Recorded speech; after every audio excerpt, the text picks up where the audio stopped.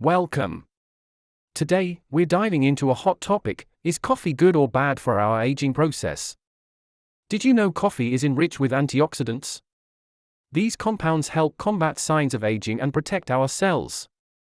Research has shown that coffee may enhance memory and cognitive function, potentially warding off age-related decline. Some studies suggest that the caffeine in coffee can improve skin elasticity and reduce wrinkles.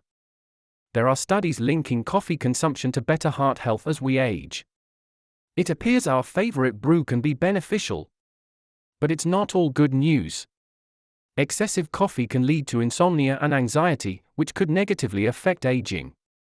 Moderation is crucial. While coffee can offer benefits, too much of anything can backfire. Individual responses to coffee can vary based on genetics and lifestyle. Listen to your body. To wrap it up, coffee has both perks and pitfalls regarding aging. Consider how your coffee habits fit into your health goals.